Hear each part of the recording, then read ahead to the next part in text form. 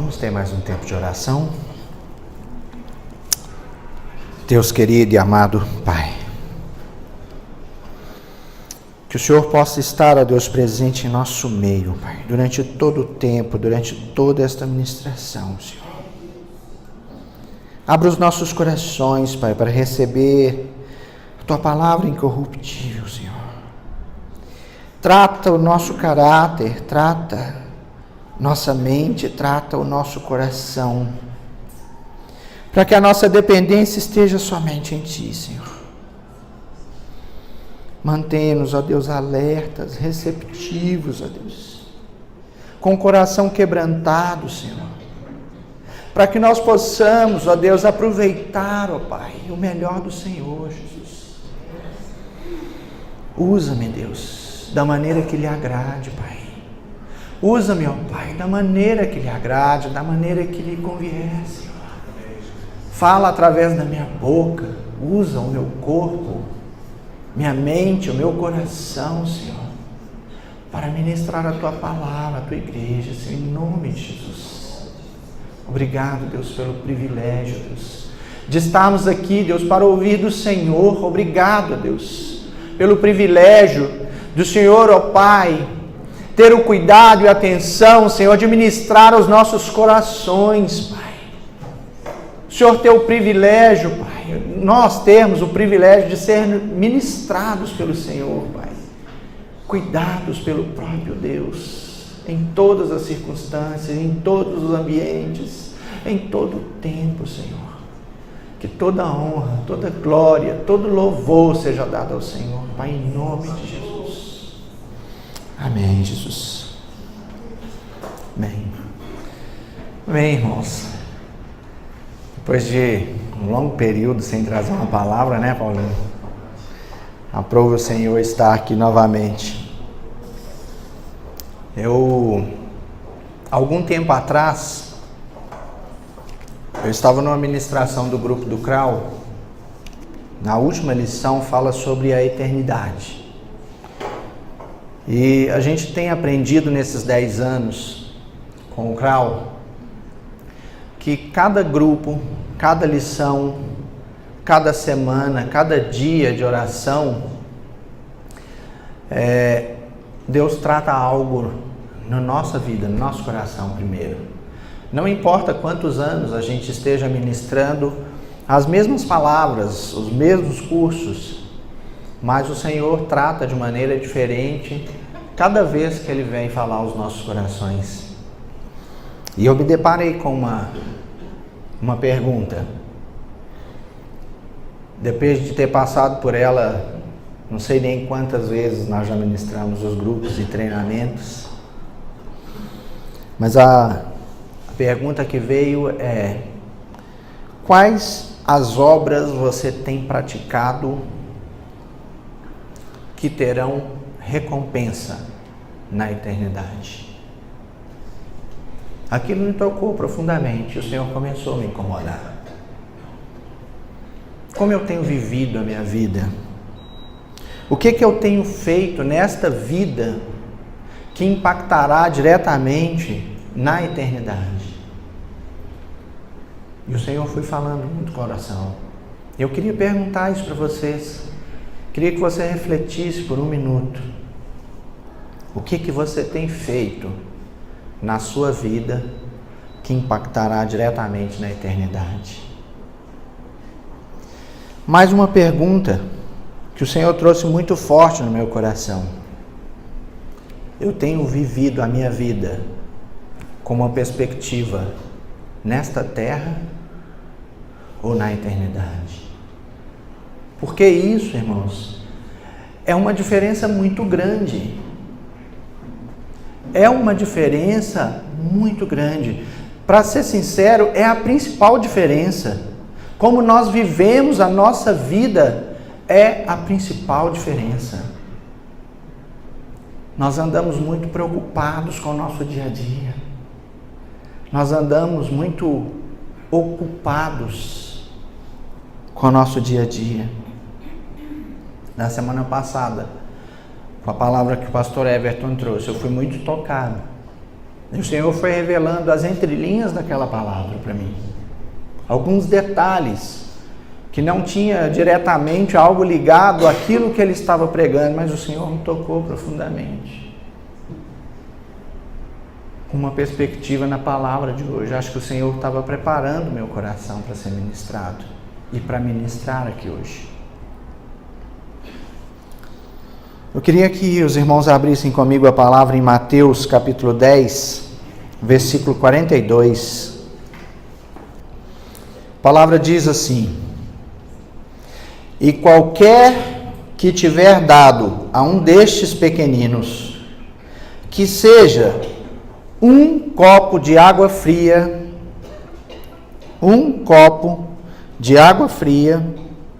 em nome de discípulo, em verdade vos digo, que de modo algum perderá o seu galardão.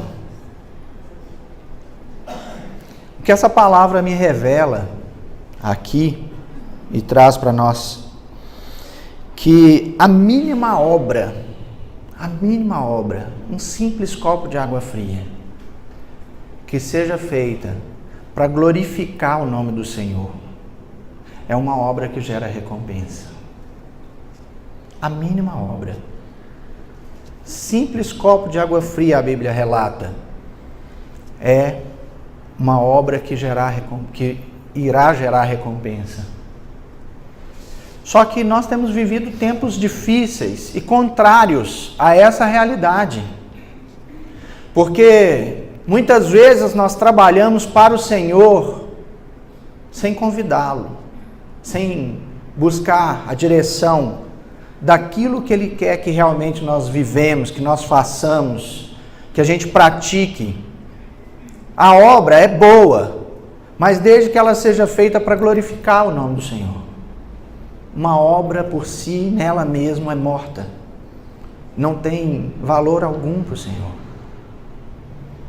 E como igreja, nós precisamos pensar que nós temos vivido tempos difíceis, onde cada vez mais as pessoas se distanciam do Senhor. Cada vez mais eu tenho visto frieza espiritual, frieza dentro da própria igreja, frieza nas orações, no relacionamento com Deus. Nós temos visto muito as pessoas abandonando, distanciando de Deus, em prol da sua própria vida, das suas conquistas e muitas vezes até mesmo da sua sobrevivência. Negligenciando o cuidado de Deus sobre as nossas vidas. E Deus vem ficando sempre para o último caso, sempre ficando para depois. Quando eu tenho tempo eu oro, quando eu tenho tempo eu tiro um momento íntimo com Deus, onde está só eu e Ele. Quando eu tenho tempo, eu oro pela vida do meu irmão. Quando eu tenho tempo, eu busco as coisas do Senhor. Nós estamos vivendo totalmente contrário à palavra do Senhor.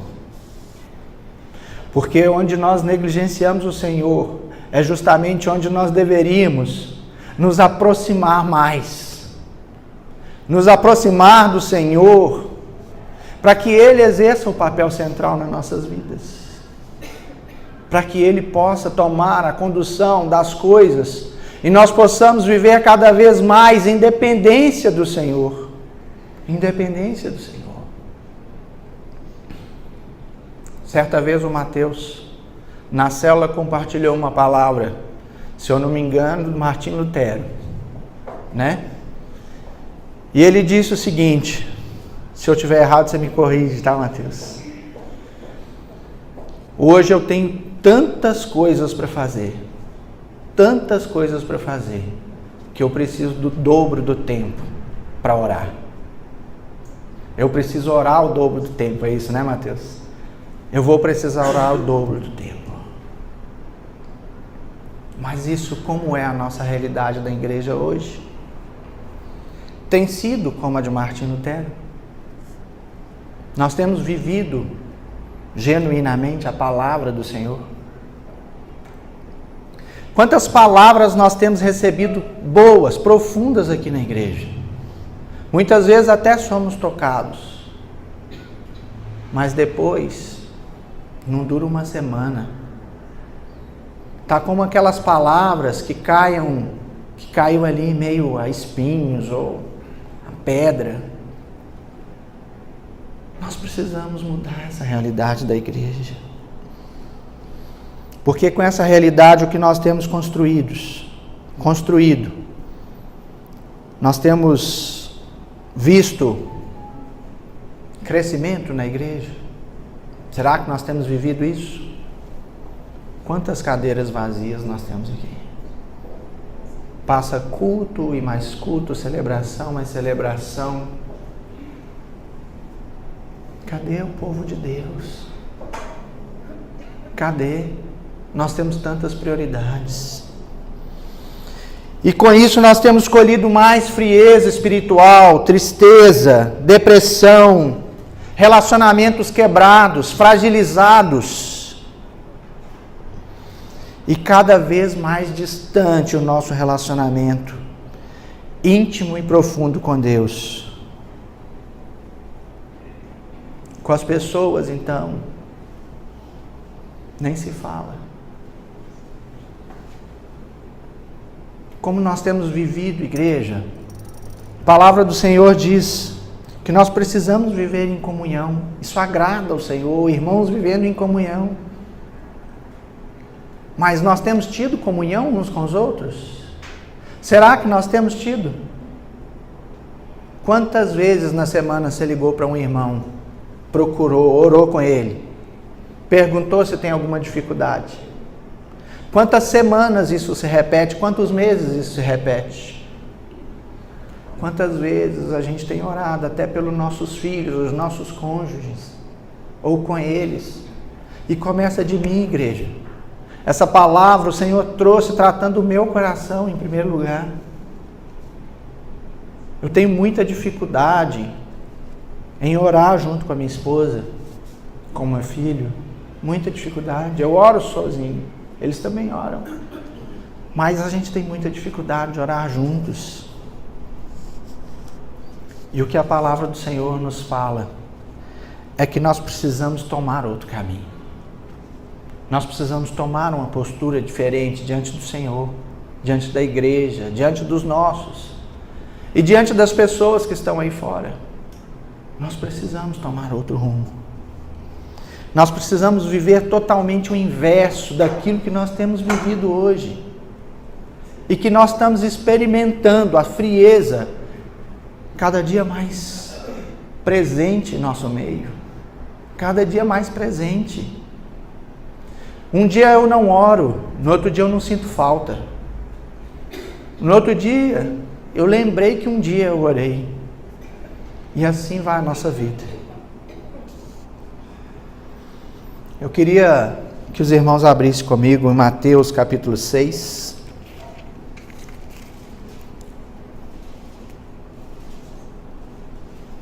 Versículo 31.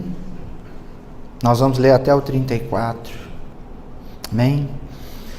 Não andeis, pois, inquietos, dizendo: o que comeremos, ou o que beberemos, ou com que nos vestiremos? Porque, afinal de contas, todas estas coisas os gentios procuram. E vosso Pai Celestial bem sabe que necessitais de todas estas coisas. Mas procurai buscar primeiro o reino de Deus e a sua justiça, e todas essas coisas vos serão acrescentadas. Não estejais, pois, inquietos pelo dia de amanhã, porque o dia de amanhã cuidará de si mesmo. Basta a cada dia o seu mal. Nós temos vivido essa palavra? Ela tem sido uma constante na nossa vida? Nós temos realmente buscado as coisas que são do Senhor? E aqui a palavra diz que Deus cuida de nós. Deus nos ama tanto que ele diz aqui: o vosso Pai Celestial bem sabe que necessitais de todas estas coisas. O Senhor não desampara, mas Ele nos alerta que nós precisamos buscar Ele em primeiro lugar. Não há outro caminho. Se nós não mudarmos, nós precisamos aqui de uma conversão genuína, gente.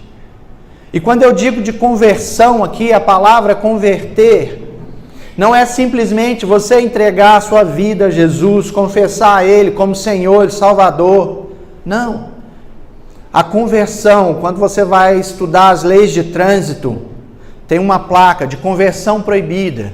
É proibido virar assim, ó, é uma seta assim, ó, né? Tem outras que é permitido fazer aquela conversão. Conversão quer dizer uma mudança de caminho. Eu estou em uma direção, eu preciso ir para outra. Isso é converter. Eu posso converter para a direita, para a esquerda, mas eu preciso buscar a direção do Senhor. Nós não podemos continuar como igreja no caminho que nós estamos, porque isso é caminho de morte, morte espiritual. E a nossa morte espiritual reflete na nossa vida familiar, na nossa vida profissional, reflete na nossa vida financeira, reflete em tudo. Porque uma coisa é nós caminharmos com o Senhor, e a outra coisa é nós caminharmos por nós mesmos. Nós precisamos realmente aprender a caminhar como igreja do Senhor. Caminhar uns com os outros. Caminhar numa direção diferente. A Bíblia, ela declara que a realidade do nosso futuro eterno deveria literalmente determinar o caráter da nossa vida presente. Deus nos ama tanto, irmãos, que Ele revela nas suas Escrituras, como todos já conhecem várias passagens, que há um julgamento que virá. E todos nós prestaremos contas de detalhe por detalhe no dia desse julgamento. Vai vir esse julgamento. E nesse julgamento o Senhor também concederá as recompensas eternas. E o Senhor quer o melhor para nós. Ele deseja o melhor para nós. Ele anseia o melhor para nós. Ele tem prazer em nos abençoar. Ele tem prazer em nos ouvir. Ele tem prazer em nos perdoar. O Senhor tem. Portanto, Ele deseja nos motivar a investir na nossa vida de tal forma que possamos desfrutar genuinamente de um relacionamento íntimo e profundo com Ele. E nós precisamos trazer isso à nossa realidade hoje. Nós não podemos mais esperar, porque nós não sabemos o dia que será esse julgamento. E as evidências nos mostram que cada vez está mais próximo. E nós, ainda assim, não conseguimos mudar as nossas atitudes, as nossas ações. E a forma que nós iremos desfrutar desse relacionamento com o Senhor é que irá determinar como nós vamos usufruir das recompensas eternas do céu. E o Senhor nos deu tantas vezes, tantas palavras, nos alertando sobre isso. Mas não é esse o caminho que nós temos seguido. Não é esse. No texto de Mateus 26, da semana passada, o texto fala da mesa do Senhor. E a mesa, ela nos fala sobre intimidade e comunhão. Quem não esteve presente, é só ler o capítulo 26 do livro de Mateus. Nos fala de uma realidade de intimidade. E como o pastor Everton trouxe, o Senhor separou e preparou aquela mesa. E Ele prepara hoje essa mesma mesa para que a gente possa desfrutar do melhor do Senhor. Desfrutar da companhia, desfrutar das palavras de bênção, das instruções, desfrutar daquilo que Ele tem preparado, do alimento do Senhor, que é a palavra. Nós precisamos aprender, nós precisamos querer desfrutar disso. A palavra, infelizmente, gente, para nós hoje, eu falo nós, eu estou principalmente se referindo a mim. Talvez você não se sinta assim, e não há nenhum problema nisso. É você e o Senhor. Mas a palavra para nós hoje, nem sempre tem sido aquele prazer. Como nós temos diversos textos que trazem que a palavra deveria ser o nosso principal prazer. Nós temos muitos prazeres antes da palavra. Eu queria abrir em Mateus 26, convidar os irmãos para abrir.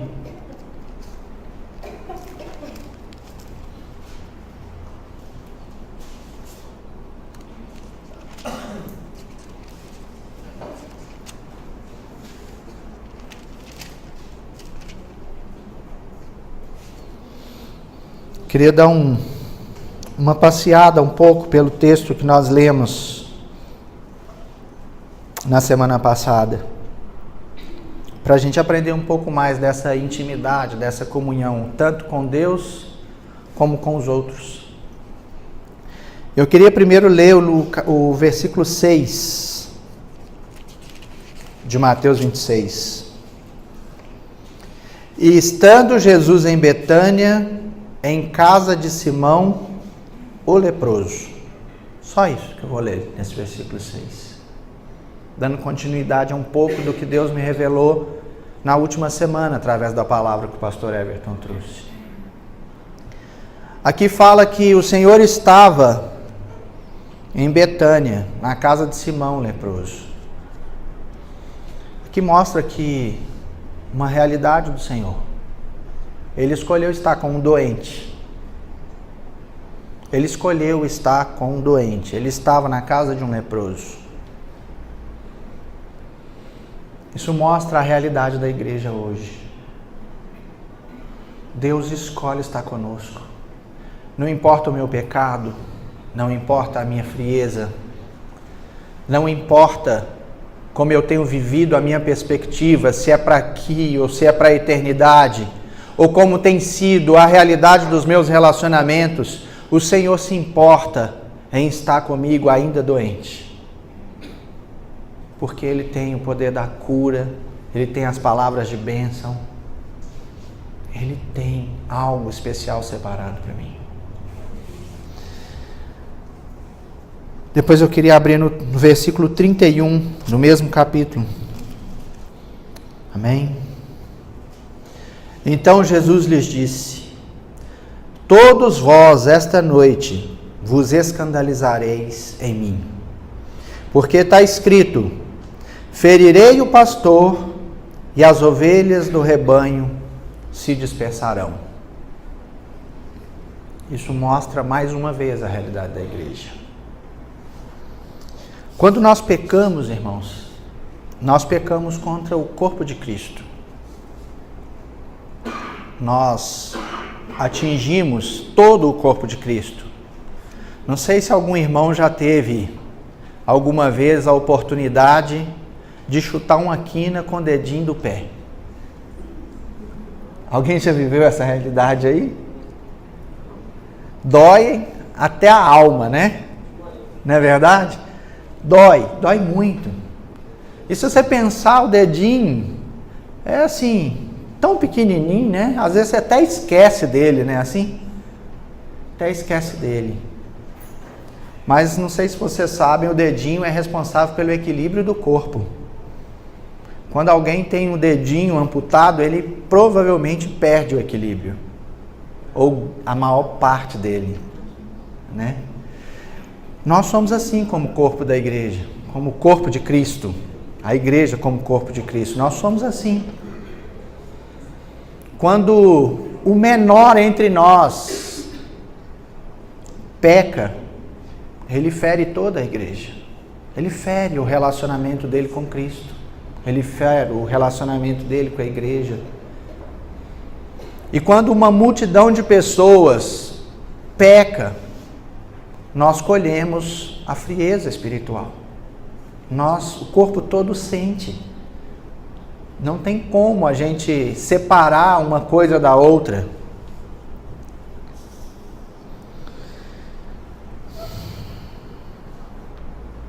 E quando nós ferimos, quando nós pecamos, é literalmente o cumprimento dessa palavra. Nós ferimos diretamente a Cristo. E quando nós ferimos o pastor, as ovelhas se dispersam. E nós precisamos de mudar essa situação. Porque uma das coisas que tem feito a igreja se dispersar é que cada um tem pensado muito em si mesmo e caminhado pouco como igreja. Nós vivemos dentro da nossa congregação, que é uma congregação tão pequena, discórdias entre irmãos. Tem irmão que não fala com o outro. Relacionamentos são quebrados. Nós escolhemos, às vezes, com quem nós queremos conviver e com quem nós não queremos conviver. Nós precisamos caminhar um pouco mais, nós precisamos crescer um pouco mais. Eu queria que os irmãos abrissem no versículo 36, no mesmo capítulo, que fala uma coisa importante sobre a eternidade, sobre essa data que está por vir. No versículo 36, nós vamos ler até o 45 por enquanto. Diz assim: Então chegou Jesus com eles a um lugar que se chama Getsêmani, e disse aos seus discípulos: Assentai-vos aqui, enquanto vou ali orar. E levando consigo Pedro e os 2 filhos de Zebedeu, Tiago e João, começou a entristecer-se e angustiar-se muito. Então Jesus lhes disse: A minha alma está cheia de tristeza até a morte. Ficai aqui e vigiai comigo. E indo um pouco mais adiante, prostrou-se sobre o seu rosto, orando e dizendo: Meu Pai, se for possível, passa de mim este cálice. Todavia não seja como eu quero, mas como tu queres. E voltando para os seus discípulos, os encontrou dormindo. E disse a Pedro: Então, não pudeste vigiar comigo nenhuma hora? Vigiai e orai, para que não entreis em tentação. O espírito, na verdade, está pronto, mas a carne é fraca.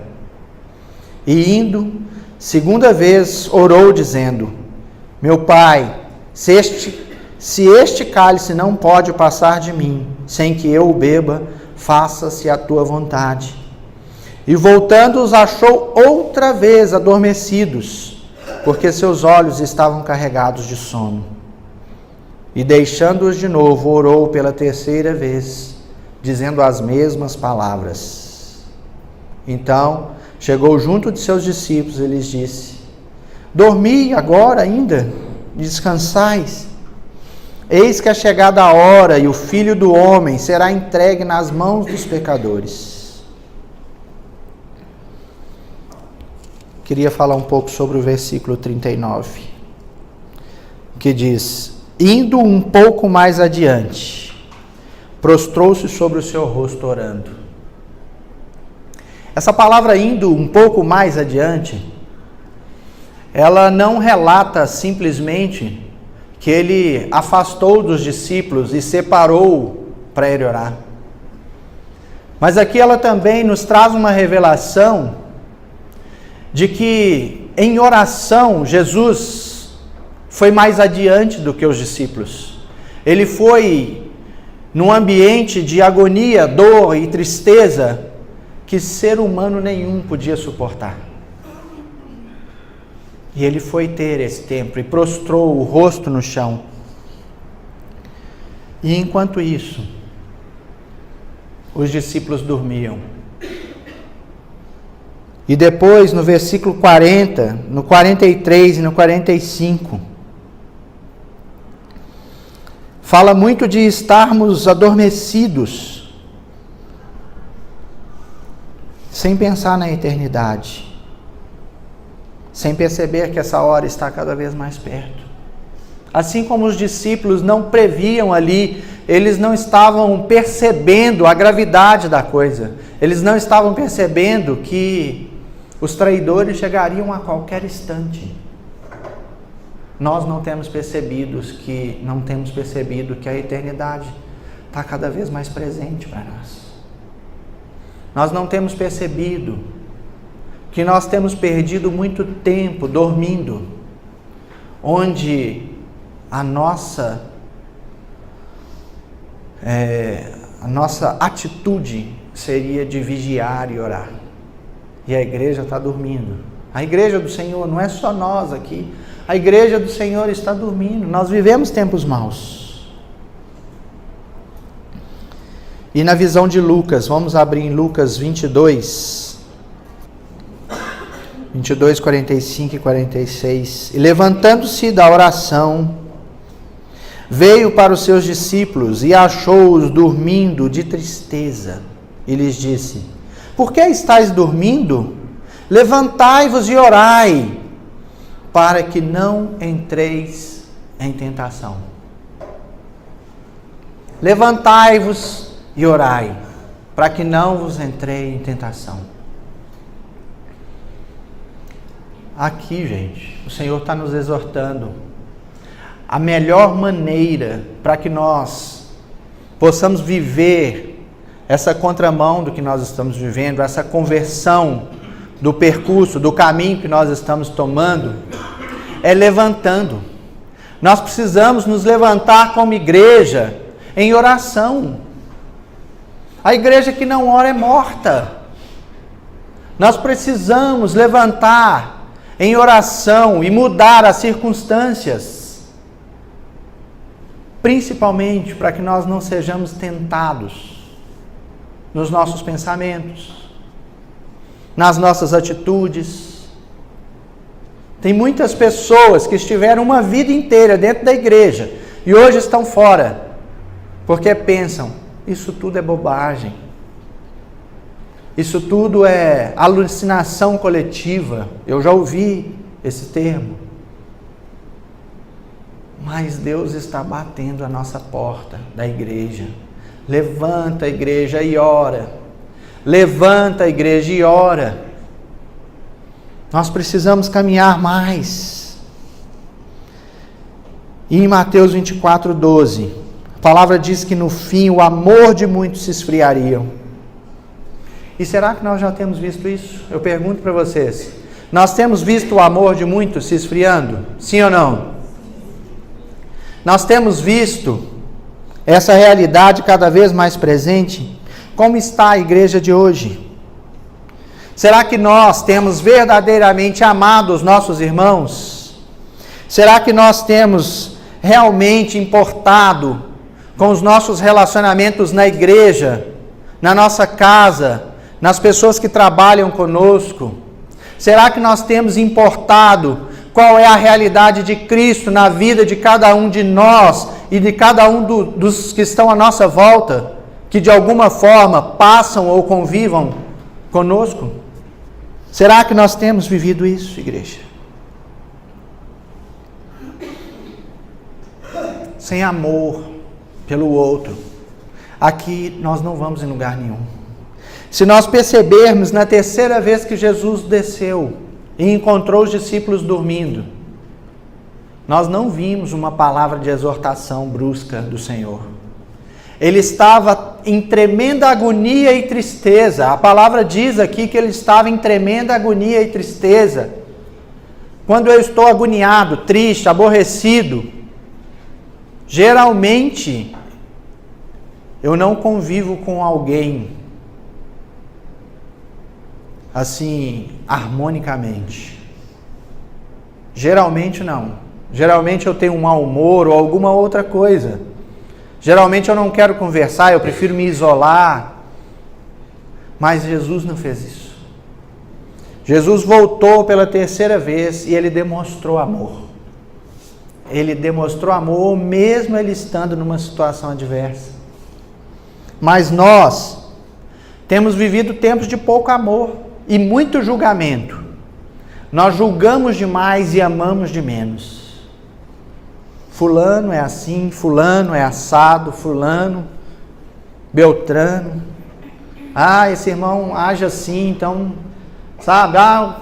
Fulano não quer saber de compromisso nenhum com Deus, não.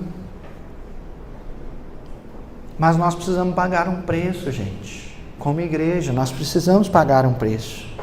O Senhor, Ele faz questão desse relacionamento.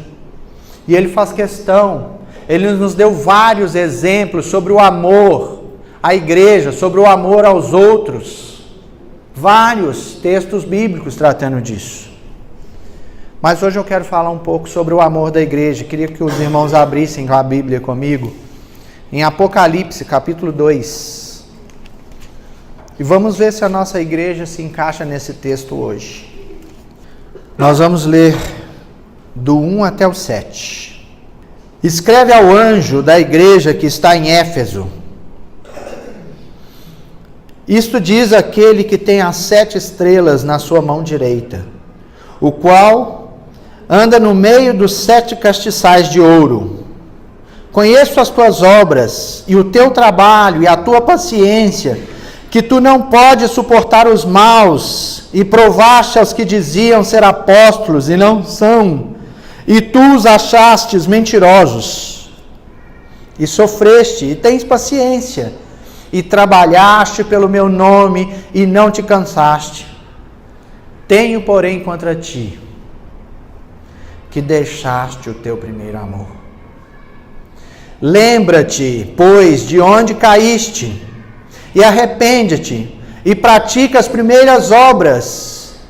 Quando não, virei brevemente a ti, e tirarei o teu castiçal do seu lugar, se não te arrependeres.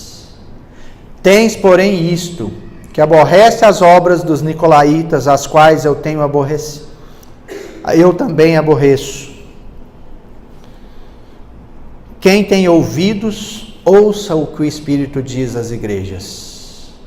Ao que vencer, dá-lhe-ás a comer da árvore da vida, a qual está no meio do paraíso de Deus. A igreja de Éfeso, ela teve Paulo praticamente adotando essa igreja, criando, trabalhando por essa igreja. Ela teve outros irmãos preciosos, como Timóteo, Áquila. Foi uma igreja que trabalhava na obra do Senhor, ela fazia a obra, aqui o texto está falando que era uma igreja ativa, era uma igreja presente. Ela era uma igreja presente. Mas o que tinha contra essa igreja? Quem percebeu? O que tinha contra essa igreja? Quem pode me dizer? Diga, Maria Helena. Porque abandonou o primeiro amor. Abandonou o primeiro amor. Nós precisamos voltar ao primeiro amor. Nós precisamos retornar ao primeiro amor. Não tem outro lugar que nós possamos ficar. Não adianta nós trabalharmos duro na obra, se nós não tivermos amor pelos outros, não tivermos amor por Cristo, amor pela palavra dele. Não adianta. Em João 13, vamos dar uma lida, João 13. Versículo 34, gente. João 13, 34 diz: Um novo mandamento vos dou, que vos ameis uns aos outros, como eu vos amei. A vós também vos ameis uns aos outros. Nisto conhecerão todos que são meus discípulos. Irmãos, O termômetro para saber se você é um discípulo do Senhor ou não é a quantidade de amor existente no seu coração hoje, pelo outro, por Cristo, pela igreja, pela palavra. Nós precisamos colocar esse termômetro e nos avaliar. Como tem sido a minha porção de amor? Como tem sido a minha porção de amor? Em 1 Coríntios 13, um texto muito conhecido. Ainda que eu falasse a língua dos homens e dos anjos, e não tivesse amor, seria como um metal que soa, ou como sino que tine. E ainda que tivesse o dom de profecia e conhecesse todos os mistérios e toda a ciência, e ainda que tivesse toda a fé, de tal maneira que transportasse os montes, e não tivesse amor, nada seria. E ainda que distribuísse toda a minha fortuna para sustento dos pobres, e ainda que entregasse o meu corpo para ser queimado, se eu não tivesse amor, nada disso me aproveitaria. Sem amor eu não vou em lugar nenhum. Em Cânticos, vamos caminhar mais um pouco.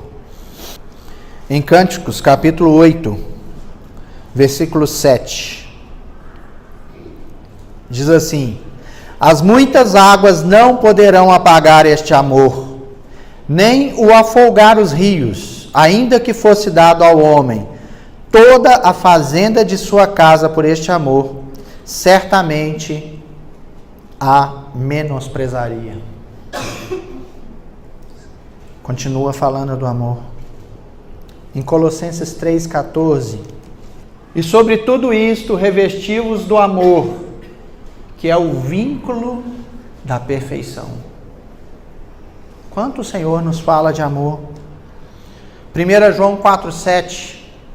Amados, amemo-nos uns aos outros, porque o amor é de Deus, e todo o que ama é nascido de Deus e conhece a Deus. Novamente, olha o termômetro. Aquele que ama é nascido de Deus e conhece a Deus. A porção do amor que existe no nosso coração hoje, a porção de amor que existe em nós, revela o nosso grau de relacionamento com Deus, revela a nossa intimidade, a nossa comunhão com Deus. Se eu amo menos, cada vez mais eu estou afastado do Senhor. Nós precisamos de mais perdão, nós precisamos de mais amor, porque senão nós não vamos crescer como igreja, não vamos crescer como cristãos sadios na palavra, cristãos que são capazes de gerar vida, de gerar fruto. E a palavra do Senhor nos fala sobre os frutos também. Os frutos também são uma métrica do nosso relacionamento com Deus, da nossa vida cristã, do amadurecimento.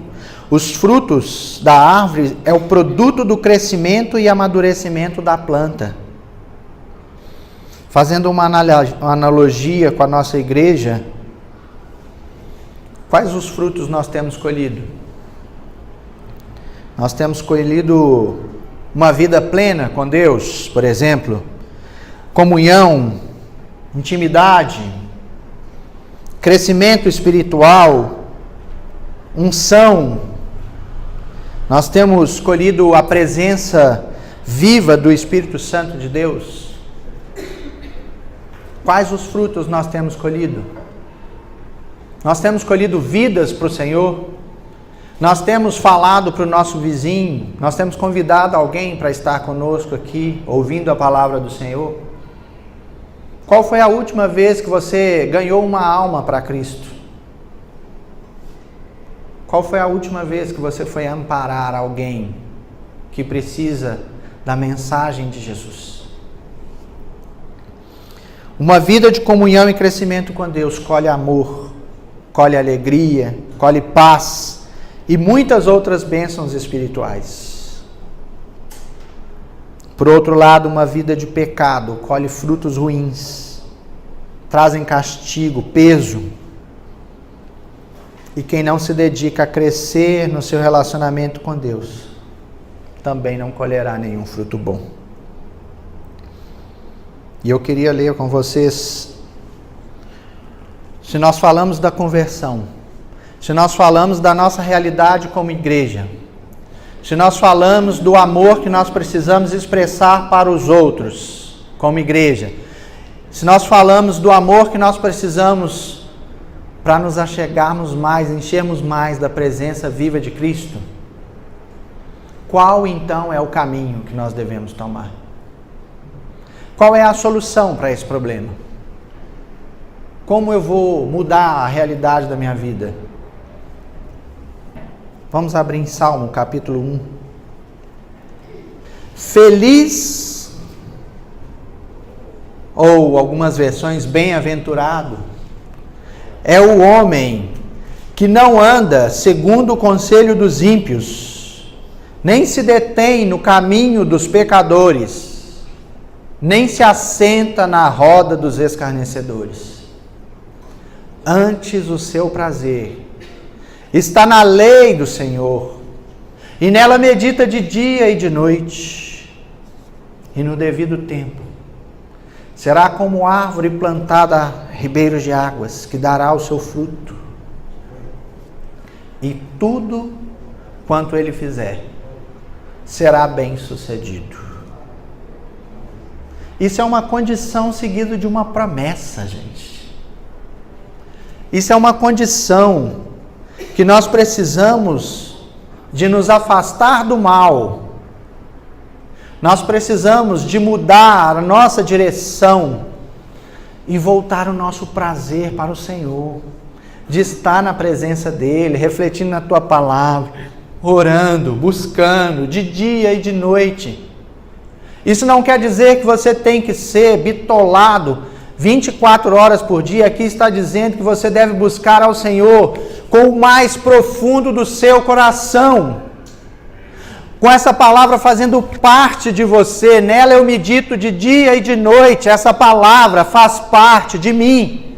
É algo que está arraigado, que não pode ser retirado.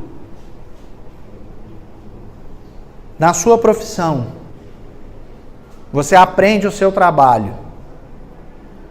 E durante repetidas vezes, anos, que você está acostumado a fazer aquilo ali, se alguém te pedir para você falar algo, explicar sobre o seu trabalho, você explica sem precisar ter nada escrito na sua frente. Você não precisa de um script para você falar do seu trabalho. Você explica com mínimos detalhes, sem ter nada para mostrar. É assim que nós precisamos da realidade de Cristo em nós. Quando eu abri a boca para falar de Cristo, quando eu abri a boca simplesmente para falar de qualquer coisa, mesmo que não seja de Cristo, a realidade de Cristo tem que se expressar através da minha vida. As pessoas têm que olhar, e muitas vezes vocês já viveram isso, de alguém olhar para você e falar assim: você é cristão? Por quê? Porque eu vi algo diferente em você. Eu vi algo diferente em você. Nós precisamos exalar. A palavra de Deus tem que fazer parte da nossa vida, de forma que ela flua com naturalidade. De forma que eu me alegre em falar do Senhor, como eu me alegro em sentar, conversar, almoçar junto com um amigo, conversar, simplesmente rir. As coisas naturais da vida. Assim precisa ser a vida de Cristo em nós, a palavra de Cristo em nós.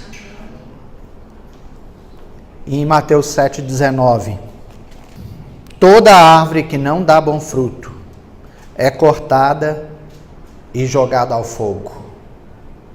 Portanto, pelos seus frutos os conhecereis. Mais uma métrica, como eu disse. Qual tem sido os seus frutos? Qual tem sido os meus frutos? Será que eu tenho dado frutos? Eu tenho produzido frutos? Será que os frutos que eu tenho produzido são bons? ou maus. Em João 15, vamos lá? João 15, 1 e 2, diz: Eu sou a videira verdadeira, e meu Pai é o lavrador. Toda a vara em mim que não dá fruto, atira, e toda aquela que dá fruto, a limpa, para que dê mais fruto. Aqui a palavra nos diz que nós temos vários frutos, frutos bons, frutos maus. Frutos que eu gostaria de chamar para dois tipos de frutos, que é o que nós devemos buscar. Queria ler com vocês Gálatas capítulo 5. Vamos abrir? Gálatas 5, verso 22. Mas o fruto do Espírito é amor, gozo, paz, longanimidade, benignidade, bondade, fidelidade, mansidão e temperança. Contra essas coisas não há lei. Aqui, eu gostaria de encerrar essa palavra de hoje, chamando a sua atenção para duas qualidades de frutos, dois tipos de frutos, que é o que nós precisamos buscar.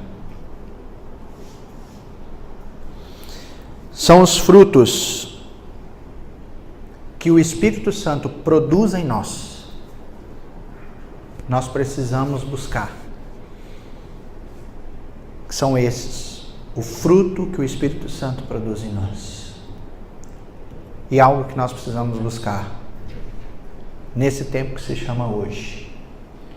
Os frutos que são produzidos através de nós.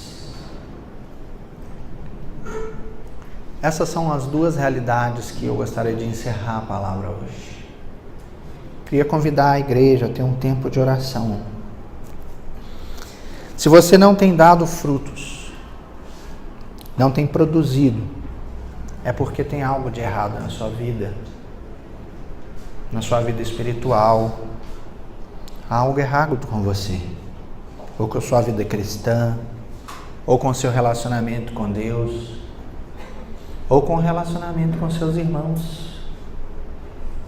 A palavra do Senhor diz, talvez o Paulinho ou o Mateus, ou alguém que tenha mais conhecimento, saiba de endereços. Mas há um texto que fala que se você tem algo contra seu irmão, você deve ir resolver primeiro e depois retornar. Não sei se você sabe o endereço, Paulinho, de cor. Nós precisamos de restaurar nossos relacionamentos com Deus, com o outro, com os nossos. Eu queria convidar a igreja a ficar de pé, curvar sua cabeça, fechar seus olhos, em reverência ao Senhor. Esse é um momento seu e do Senhor. Eu gostaria de pedir vocês assim que buscasse no mais profundo que você tem. A palavra do Senhor diz lá de trás: onde caíste?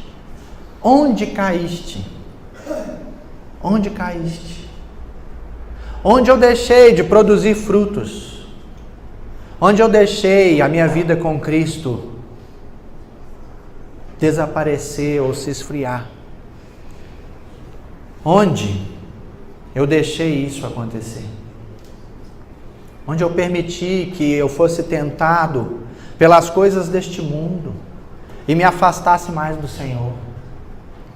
Vamos ter um tempo de oração, irmãos.